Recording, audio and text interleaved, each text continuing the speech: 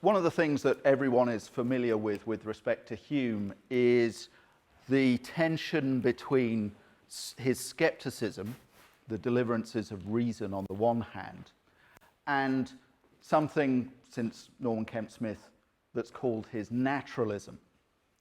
Now,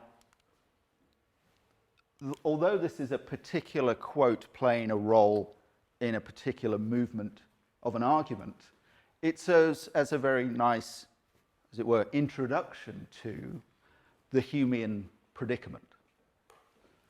Nature is obstinate and will not quit the field, however strongly attacked by reason. And at the same time, reason is so clear in the point that there is no possibility of disguising her. Not being able to reconcile these two enemies, we endeavour to set ourselves at ease as much as possible by successively granting to each whatever it demands. So there's as it were, a natural psychological pull. This comes from Hume's discussion of the belief in the external world of skepticism in regard to the senses. So we have a natural propension to think that the objects we experience are continued and distinct from our experience, and yet reason shows that this cannot be so. And we then go off into creating all sorts of fictions in order to try and reconcile these two enemies. Awareness that our belief cannot be supported, and yet the strong propension to hold that belief. Now, there are various ways in which this tension is manifested, and in various places this tension is manifested. But when Hume is his most self-conscious is in the conclusion to book one of the Treatise, where Hume offers a review of his discussion primarily in the section entitled "Of the Skeptical and Other Species of Philosophy." And he talks about a number of manifest contradictions that his philosophy has discovered.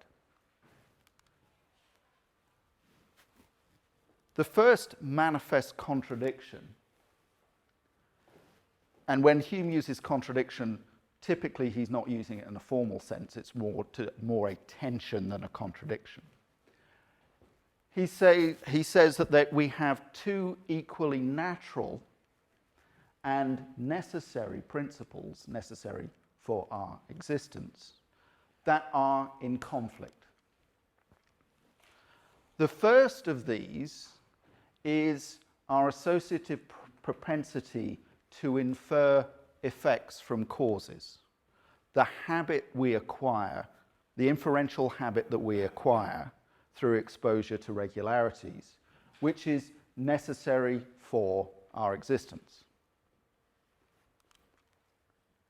But we have a second propensity, which I've alluded to earlier, which is the propensity to believe in the continued and distinct existence of objects, that we think of a world that's independent of our perception and continues to exist independent of our perception.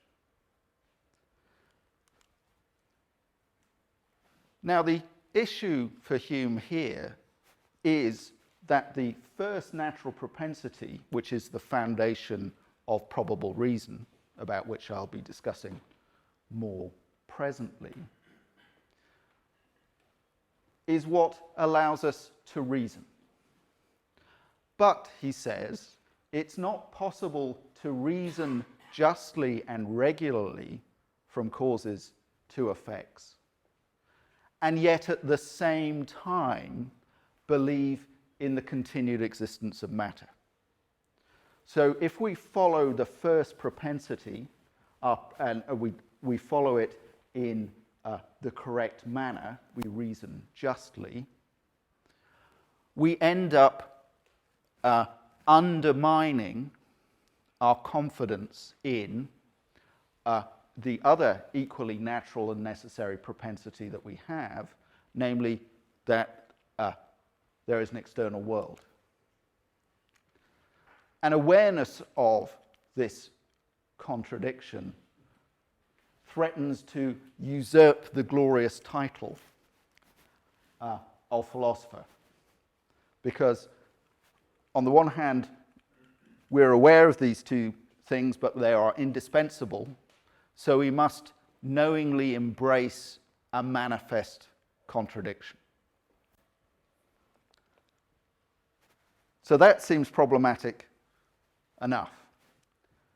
But there is a second manifest contradiction that Hume reviews in the conclusion, which is even more corrosive than the one I've just discussed. And it comes from an argument that is not, it's an argument that's not, tends not to be discussed in undergraduate courses. But over the last 10 years or so, it's become the focus of a good deal of discussion in Hume. And it's interesting because he claims that all the rules of logic, if followed correctly, lead to a total extinction of all belief and evidence. So it's not simply, as it were, a local question. If we reason regularly from cause and effects, then we can no longer maintain our confidence in the external world. It's rather that if we follow reason consistently, we are left with no grounds for any belief whatsoever. So, in reviewing this in the conclusion, he writes that the understanding, when it acts alone and according to its most general principles, entirely subverts itself and leaves not the lowest degree of evidence in any proposition, either in philosophy or common life. Now, at the time, Hume says, and we will come on to this presently, fortunately, my nature is too strong for me to follow the demands of reason. And that's the conclusion he says when he first raises this issue. But in the conclusion to the book, he writes the following: even though refined reflections have little or no influence upon us, that is to say, if we reason consistently according to the rules of logic, we should come to a conclusion, but fortunately, our belief simply fails to follow the deliverances of reason. Hume says, well, even though refined reflections have little or no influence upon us, we see the skeptical conclusion following, but we just cannot believe it. We do not and cannot establish it as for a rule that they ought not to have any influence, which implies a manifest contradiction. So Hume recognizes, okay, we can't follow those conclusions, but on the other hand, they seem, or we can't, as it were, avoid the normative demands that reason places on us. So if we go back to the Humean predicament, a popular answer to the Humean predicament is simply to leave the study. That we immerse ourselves back into common life, the strong tide of nature, but in a way that carries with it a certain kind of ironic detachment from our commitments.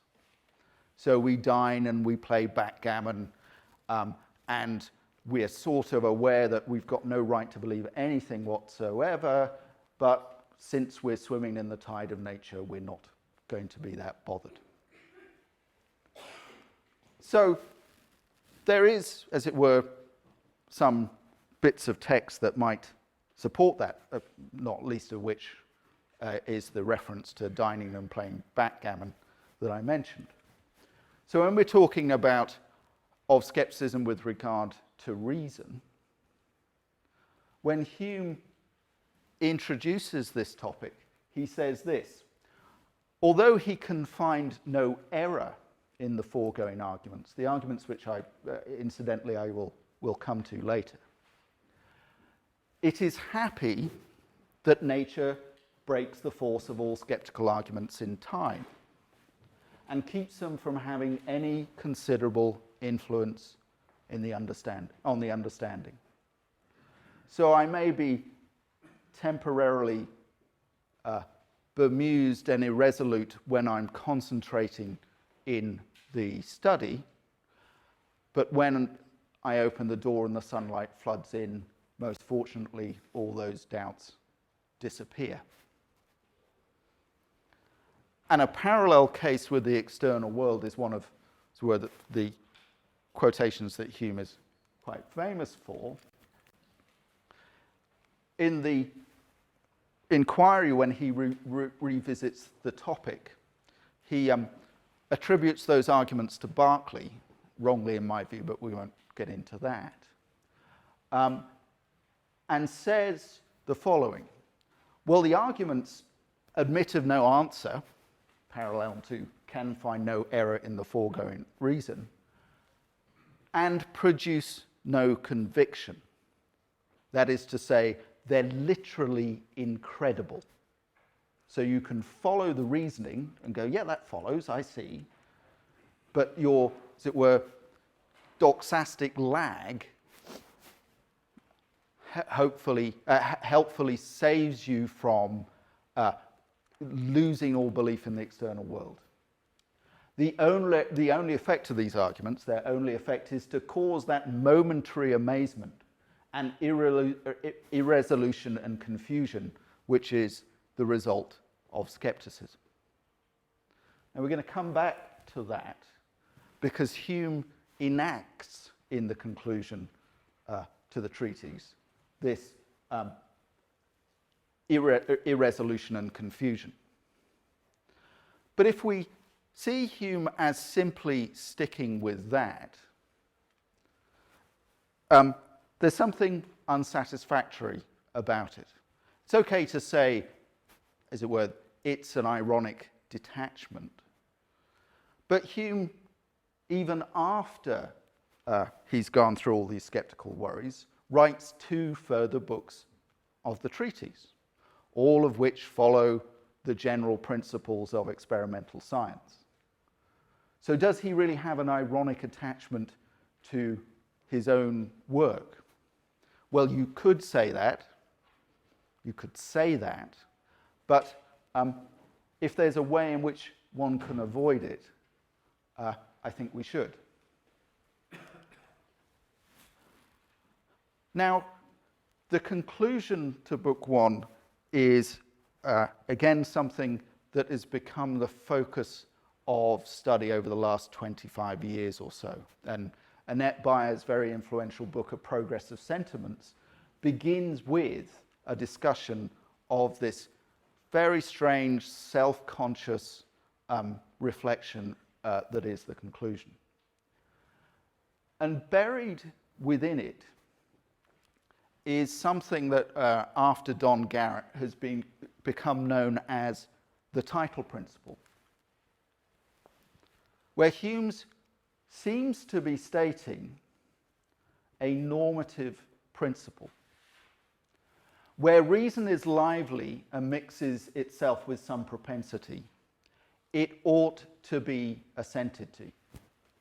Where it does not, it can never have any title to operate upon us. So now Hume seems to be, as it were, making a distinction between instances of reason that place a normative demand on our belief and instances of reasoning where it does not,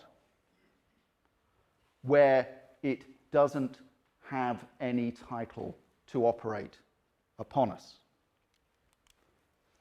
So when Hume is talking about liveliness, and I'm going to go through this in a slightly more detail, it's a synonym for degree of conviction. And he seems to be saying that when reason is not connected with liveliness, it isn't appropriately connected with conviction, it's not, as it were, that we simply fail to live up to reason's demands. It's rather that reason has no demand on that belief. Now, that would be somewhat more satisfactory than saying that, quite fortunately, we can't live up to reason's demands, but they're still there anyway. It seems that Hume has come to the conclusion that they have no title to, that certain kinds of arguments have no title to operate upon us. And this was first suggested by Don Garrett. Like him, but in ways that are very different from his own procedure, I think that this title principle offers a way to avoid the manifest contradictions. That these, in the conclusion, follows a dialectical structure where Hume introduces, as it were, these conclusions or manifest contradictions that have generated by unrestrained reason, and then comes to reject the idea that unrestrained reason has normative authority on us. Okay? So we are permitted to ignore the arguments that generate the worries about some of our fundamental claims. So when I was working on this, I pointed out that the famous claim that the arguments admit no answer and yet produce no conviction can seem to conform precisely to the title principle. When reason is lively means when reason produces conviction, but the argument produces no conviction, and so it doesn't have any normative demand on us. It's something that we can happily reject. So what I'm going to do next is discuss the title principle and suggest what its grounds might be. And then I'm going to use it to explore and expand upon what I claimed a while ago, that we ought to read this as an instance of the title principle, and then Hume can ignore the skeptical argument that generates the manifest contradiction between our reason and our commitment to the external world. But I'm less convinced now than I used to be. So my answer in the end about whether the title principle can be used to avoid the first manifest contradiction is an unequivocal perhaps. Right. When reason is lively and mixed with some propensity, it ought to be assented to. So there are a number of different components we need to discuss. Reason, liveliness, mixes with some propensity. Now, scholarship on Hume, on reason, again over the last 25 years, has taken off quite considerably, and some of you may not recognize the Hume that I'm about to present to you, but I guarantee you that this is not an idiosyncrasy on my part. This is, as it were, fairly orthodox in, as far as anything can be orthodox in exegetical literature. I do have a number of idiosyncratic views, but this isn't one of them. Now, what does Hume mean by reason? Well, in the first instance, we ought to think of it as he introduces it, as a certain kind of faculty that's concerned with the discovery of certain kinds of relations. Relations which, as it were, constitute reasons for belief. So all kinds of reasoning, says Hume, consists in nothing but a comparison and a discovery of those relations which two or more objects bear to each other. Now, there's a distinction between demonstrative and probable reasoning, where there are certain what he calls constant relations that hold between objects, where reasoning is a matter of unpacking the relations within any particular idea. So if you have the idea of a triangle, you unpack the relations that are contained in that idea. I'm not going to say anything about demonstrative reasoning because the issue that we have in hand has to do with probable reasoning. Probable reasoning has as its object the relation of causation. And it has as the relation of causation, it has the relation of causation because Hume thinks it's the only relation that could ground an inference from what we presently perceive to what we presently do not perceive. So probable reason concerns the relation of causation, which is the only relation that can be traced beyond our senses and informs us of existences which we do not see or feel. So if we know that two objects stand in a causal relation and we see the first object, awareness or knowledge that they stand in a causal relation grounds my inference for thinking that the effect will follow. Okay?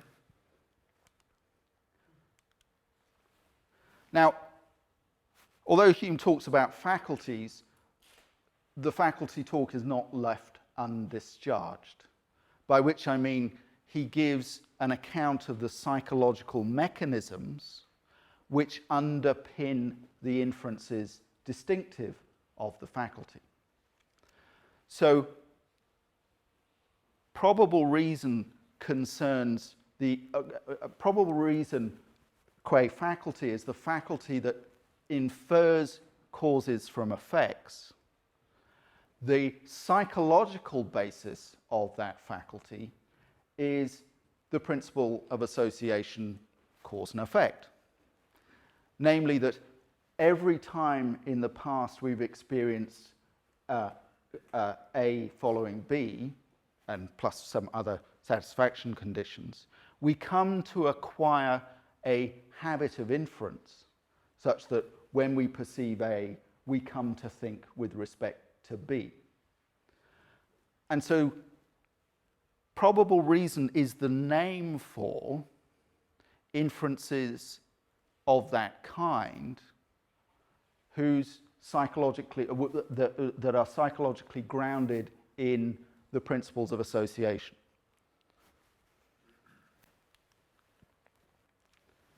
And this is part of Hume's naturalizing project.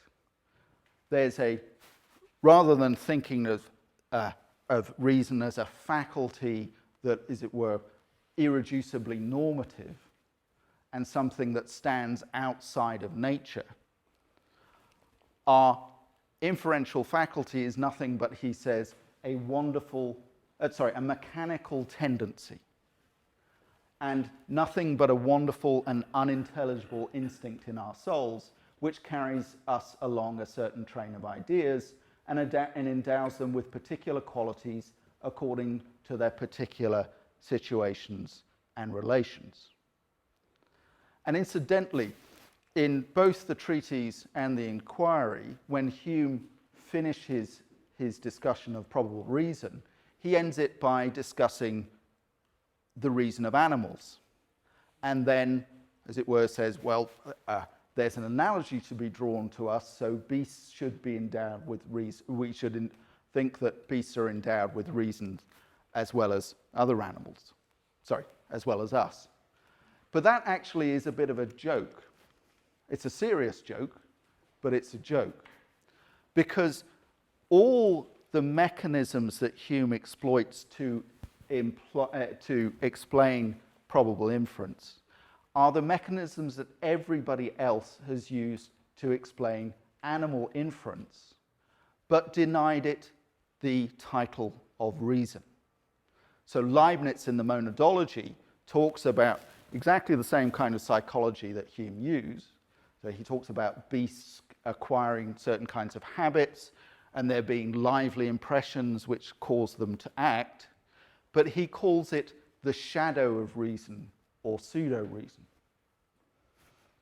And a skeptical element in Hume's account of probable induction is to say, actually, Leibniz and everybody else's conception of what real reason is won't do the business of explaining the inferences that we have. The inferences that we actually perform, their mechanisms, are just the same as the mechanisms that everybody else thinks is solely the provenance of animals. But now, of course, one thing that everybody, scare quotes, knows about Hume is that he is a skeptic about induction, that he thinks that inductive inference has no epistemic value whatsoever, and luckily, again, we have a habit of inference, but it cannot be said to be an epistemically praiseworthy one. The problem with that is that when one starts looking at the text in detail, the way Hume treats and discusses and the terms in which he refers to probable inference seem to be terms of positive epistemic appraisal. And one might add, of course, that the man who's writing a book entitled An Attempt to Introduce the Experimental Reasoning into Moral Subjects better not think that, as it were, the experimental method of reasoning, inductive inference, yields no epistemic grounds. So, I'm reminding you, some of you may not be familiar with this, but this is not an idiosyncratic view of mine. Notice first that he casts a lot of the discussion of causal inference by using factives. This mechanical tendency allows us to discover the real existence of objects that we do not see or feel. That it brings us acquainted with such existences. Causation is the relation on which we can find a just inference from one object to another. Now, these are all pretty, as it were, normatively complementary terms. And there's other things one can say. Hughes often contrasts good inferences with bad inferences. So in the section called Of the Modern Philosophy, he contrasts a man who simply is haunted by spectres of ghosts in the dark to one who reasons from cause and effect, and says the former may said to be reason and reason naturally, but in a way in which a malady is unnatural.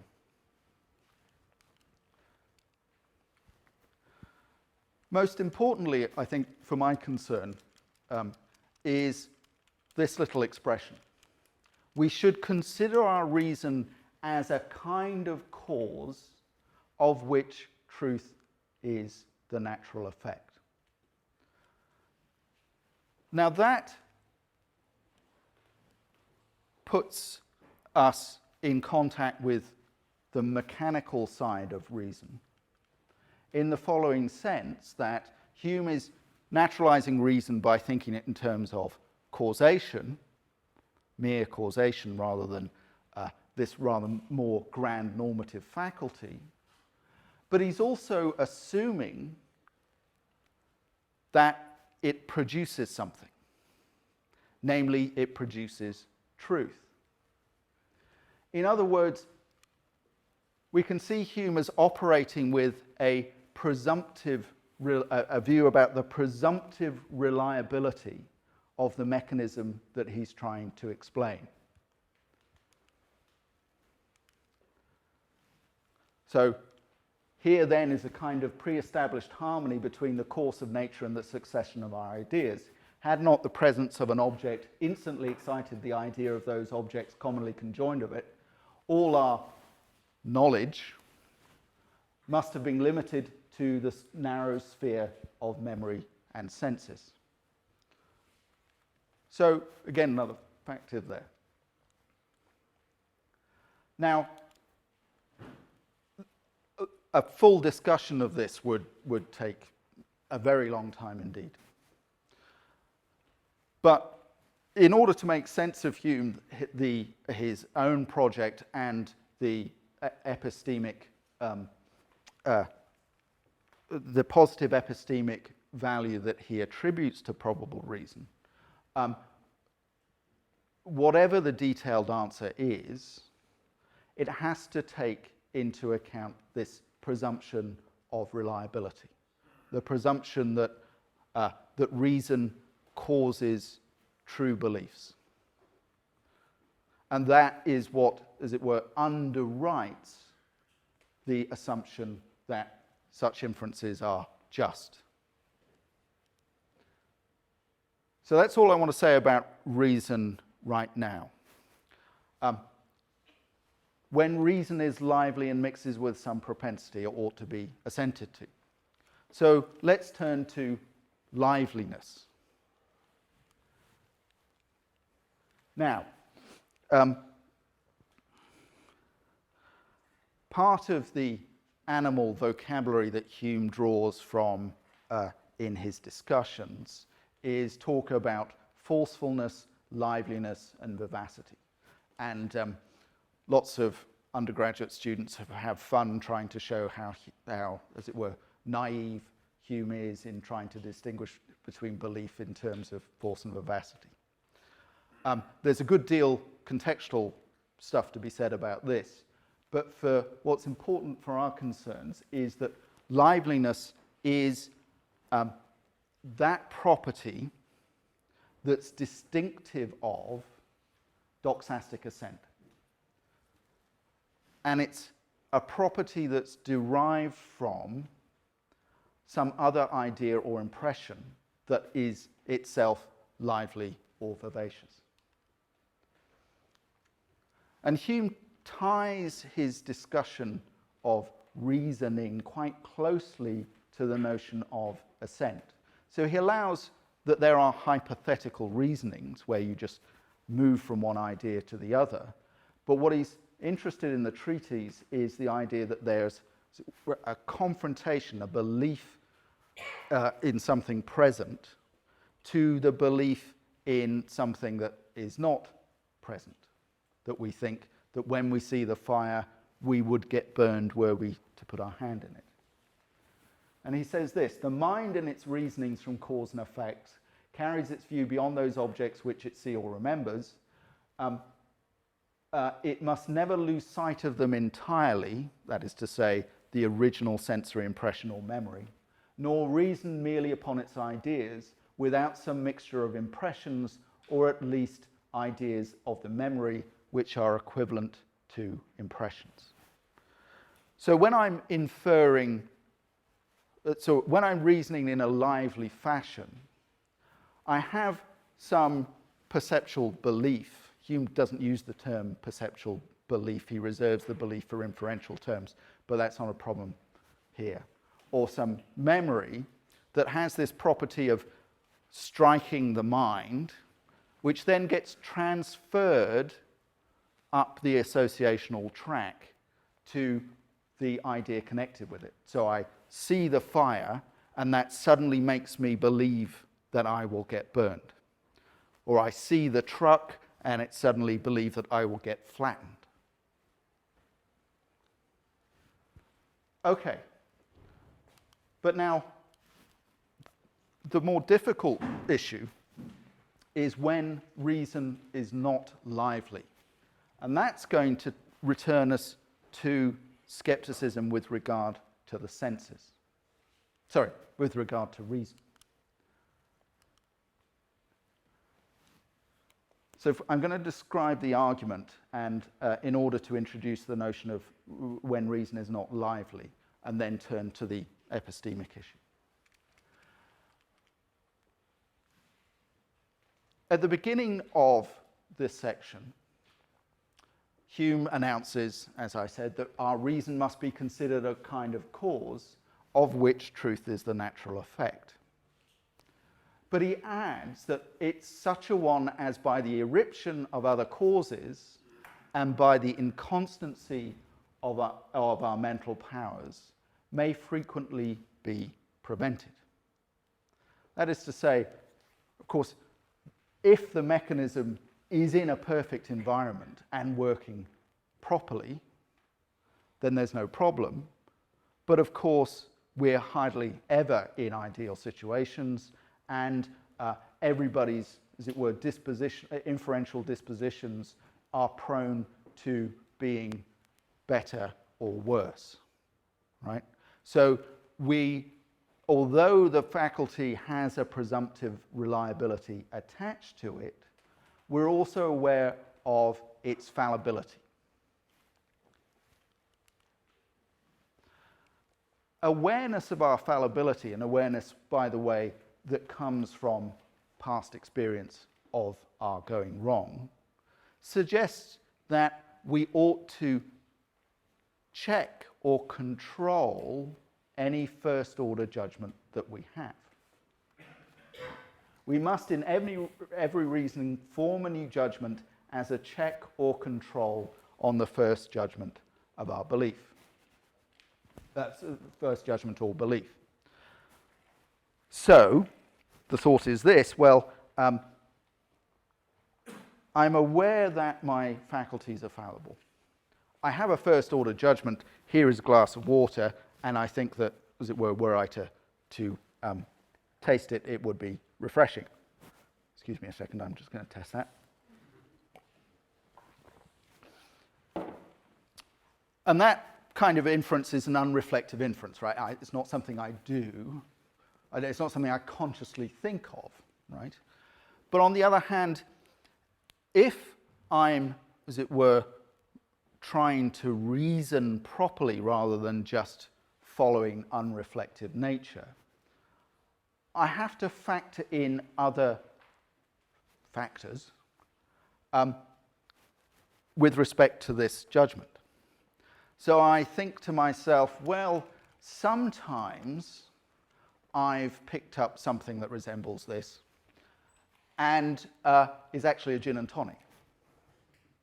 It's a pleasing consequence, but unfortunately it rendered my belief false.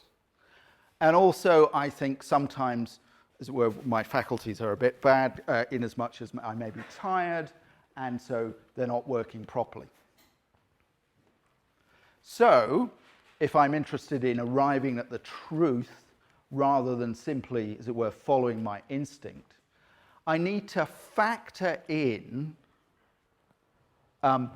all those possibilities to arrive at an assessment of the probability of P. So I form a new judgment that is, as it were, the product of my first-order judgment and my awareness of the past, what's happened in the past, which decreases slightly my credence, both epistemically and doxastically, with respect to the first-order judgment. Okay? Is that clear? Good. Problem. Of course, it iterates.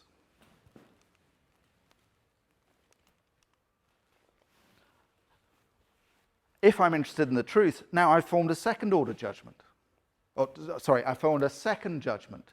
But that judgment, of course, is prone to the same considerations.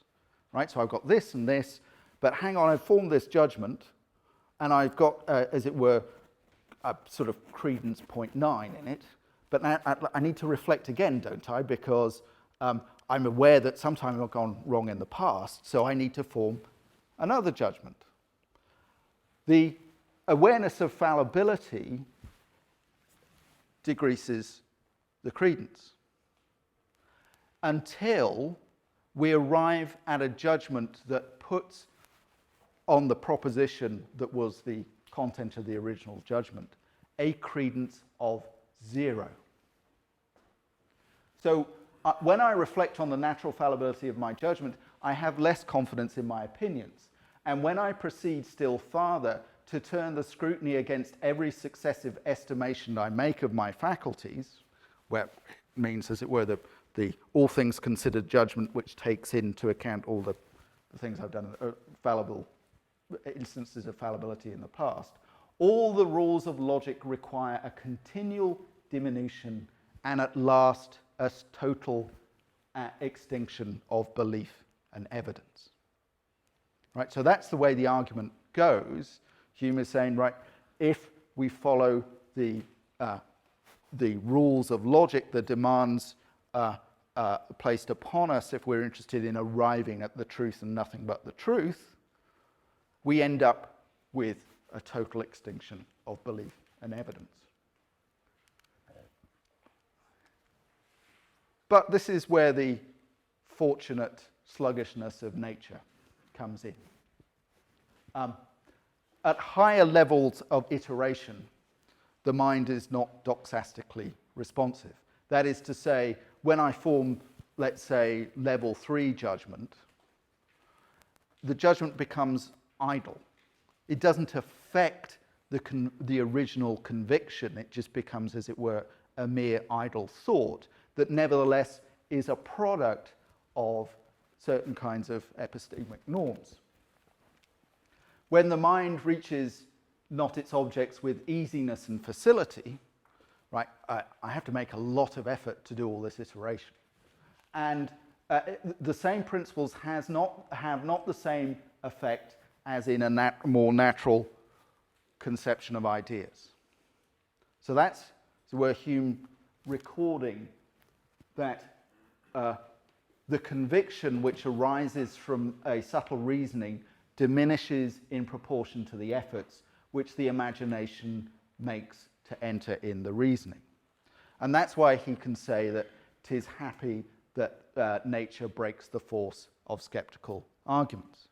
Because, as it were, although we are aware what all the rules of logic, what the conclusion would lead to, our actual psychological embedding of those norms doesn't, as it were, follow them down to the end of the conclusion. The conviction keeps going. They just become idle thoughts. But now, that's when reason is not lively.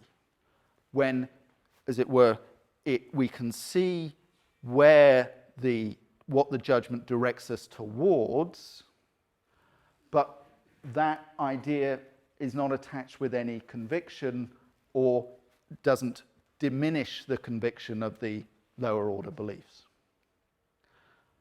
Now, as I said at the conclusion of Skepticism with regard to reason, he seems very sanguine about this and says, "'Tis happy that nature breaks the force of skeptical arguments," but then returns to it in the conclusion.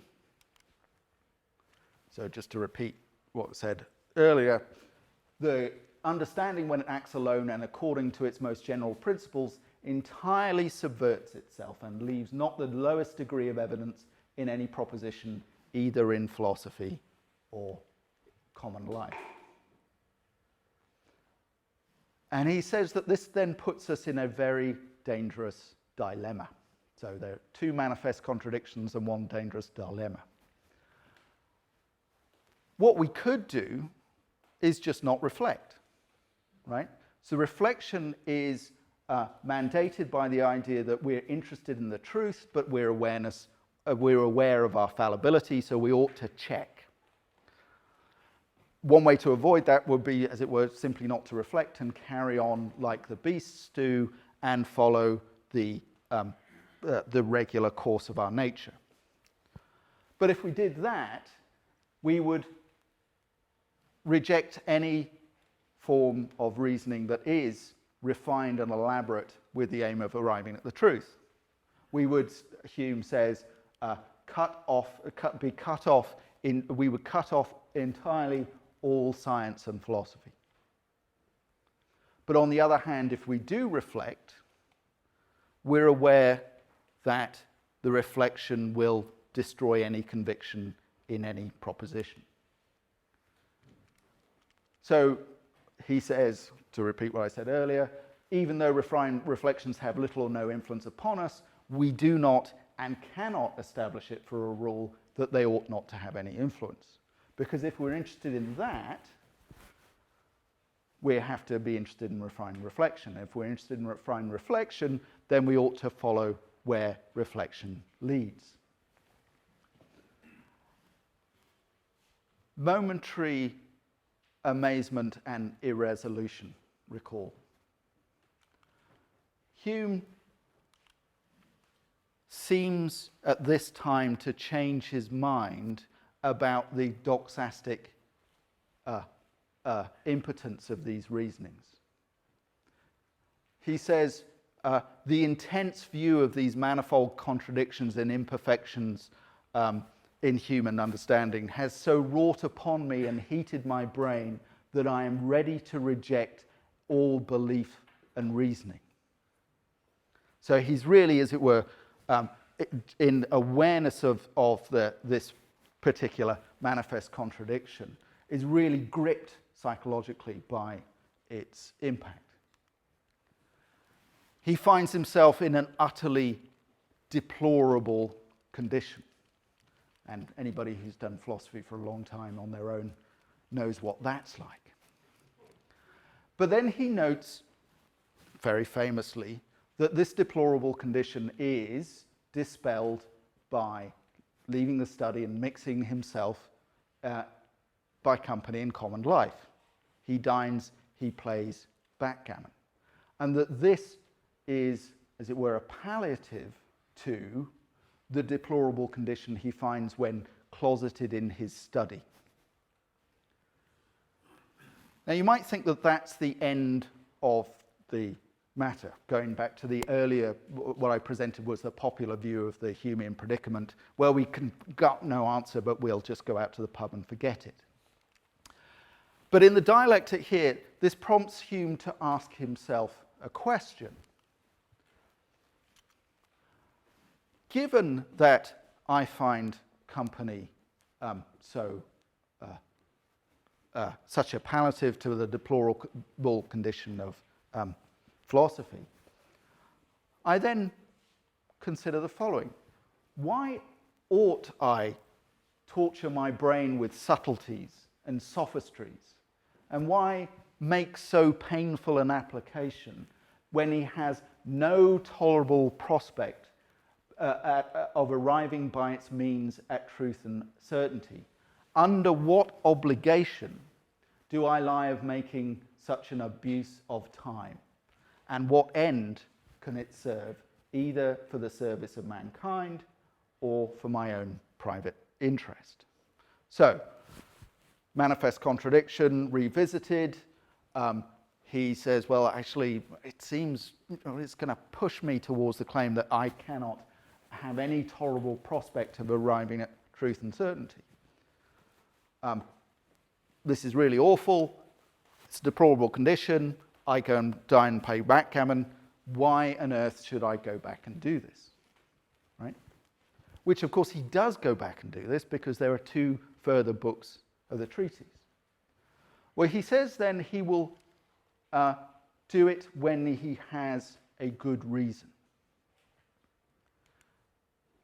And this is where we get to mixes itself with some propensity. So Hume says that he will pursue it when it's accompanied with natural inclination, curiosity, and which is certainly revealing on Hume's part an ambition to make a name for himself. Now, this might seem trivial, right? Surely the pursuit of reason always has to be in the service of some other natural aim. But behind all this is a view of reason that is, as it were, demanding of itself. Hume's interlocutors thought that reason was that with respect to which we resembled God, and as such, it places demands on us, independently of any natural interest that we have. So Nicola Malebranche, whose ethics fascinated Hume, tells us that we must sacrifice our health, our pleasure for the pursuit of truth through reason, because that is how we resemble God. But Hume here is just doing his humdrum naturalizing. Yeah, we have a reason to follow reason, a practical reason to follow reason, then that's fine. But there, as it were, there has to be some goal that's served by this. So when I'm, as it were, curious, I have a reason to follow reason. But if I'm just not interested, I have no reason. But that doesn't give us any epistemic bite. The title principle says we have grounds for ignoring non-lively reason. That is to say, the conclusion that we have no belief or evidence is something that we are entitled to ignore.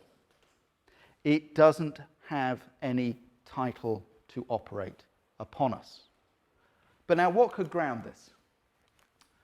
Right, the following has the complete absence of any textual smoking guns. This is a reconstruction of how it would work, but I'm not claiming that I have any, as it were, independent textual support, except for the fact that it makes sense of the claim.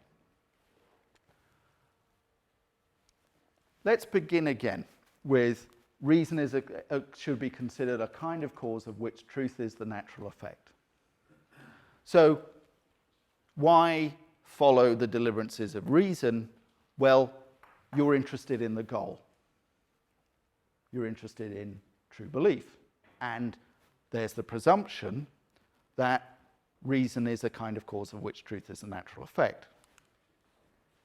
We also, as it were, if we're really interested in finding the truth in a very secure way, we have an interest in avoiding error, which generates the requirement to form a judgment as a correct or control. But now, here is the joker in the pack. If I do so, as it were, I keep following that reason, the claim that motivated me to follow reason falls under its own scope. That is to say, my belief that reason is a kind of cause of which truth is the natural effect falls away. I can put no credence in it. But then if I put no credence in it, I have no reason any longer to follow its conclusions, because the thing that motivated me to be interested in, to follow reason was my interest in truth. But if I do that, I undercut myself because I no longer have any credence in the assumption and the observation as well that reason produces true belief. So if we have no reason to think that reason in its excessive, i.e. non-lively instances produces truth, then I have no reason to follow it. Because my interest in following reason in the first place was arriving at the truth. So it has no title to operate upon me, because if I follow it that way, it's just not going to give me what I wanted.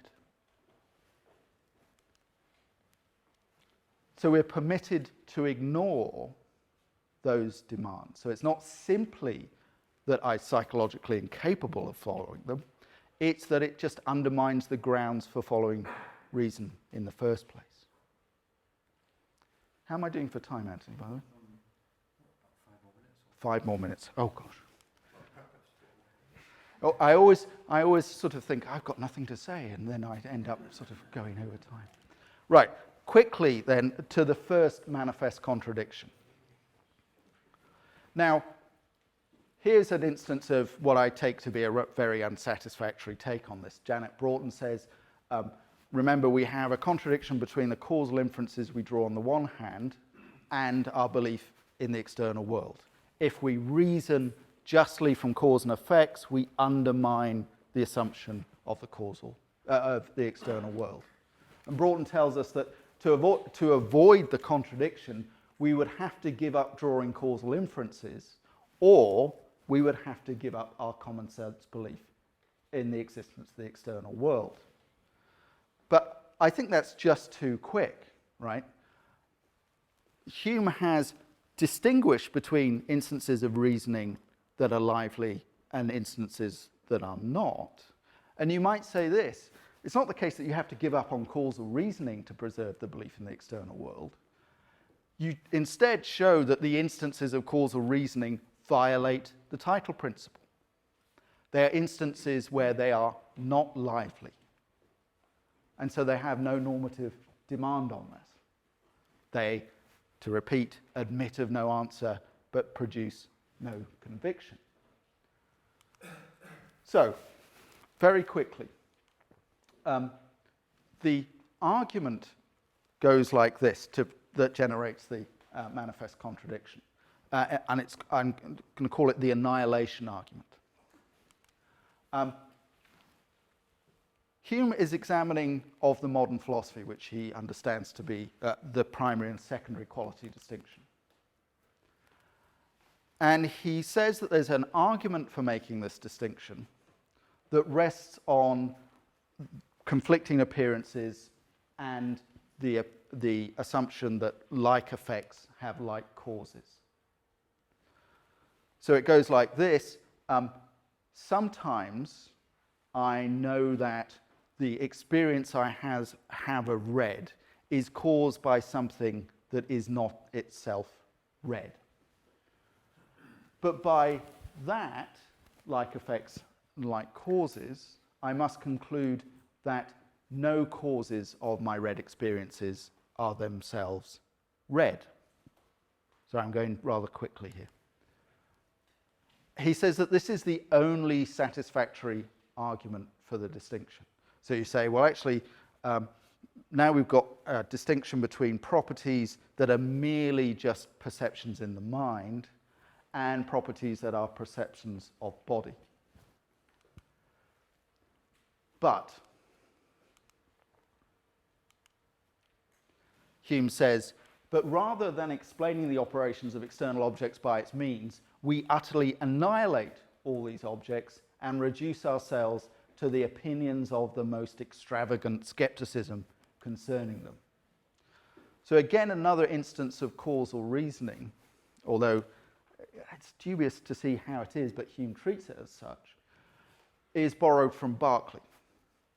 He says that for any given quality that we take to be mind-dependent, it's impossible for us to abstract away the qualities that we think are mind-independent.